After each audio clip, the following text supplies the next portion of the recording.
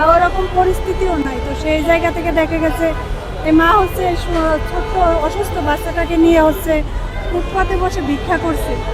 তো আমি সকল প্রবাসী ভাইদের উদ্দেশ্য করে বলতেছি, সকল বোনদের, আমরা কিন্তু অনেকেই আছি যে কত টাকাই না কত জায়গায় বিলাসিতার পিছনে ব্যয় করি। তো সেই জায়গা থেকে আমরা যদি চাই সবাই কিন্তু 5 টাকা 10 টাকা দিয়ে এই বাবুর পিছনে দাঁড়াইতে পারি। তো আমি সকলকে রিকোয়েস্ট করবো এই বাচ্চাটার পাশে দাঁড়ানোর জন্য। 10 টাকা 5 টাকা দিলে এক সময় হয়তো বা 5 লাখ টাকা বা 4 লাখ টাকা হয়ে গেলে এই বাচ্চাটাকে অবশ্য বাঁচানো সম্ভব।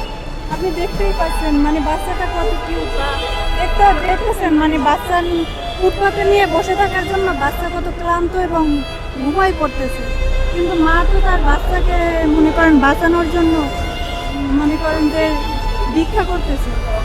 তো আপনার কিছু বলার আছে বলেন। আমার বলার বলতে সকলের কাছে অনুরোধ, আমার এই বাচ্চাটাকে একটু বাঁচান। আমার একটা কিডনির বিনিময়ে হলেও আমার বাচ্চাটাকে বাঁচান। আমি রাস্তায় আমার বাচ্চাটার জন্য ভিক্ষা করতেছি যে 10 টাকা 5 টাকা করে জমায়ে আমার বাচ্চাটার চিকিৎসা করব।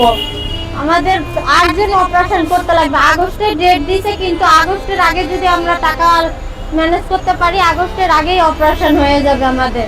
তাই সবার কাছে হাত জোর করে অনুরোধ করতেছি, আমার বাচ্চাটাকে একটু সহযোগিতা করুন।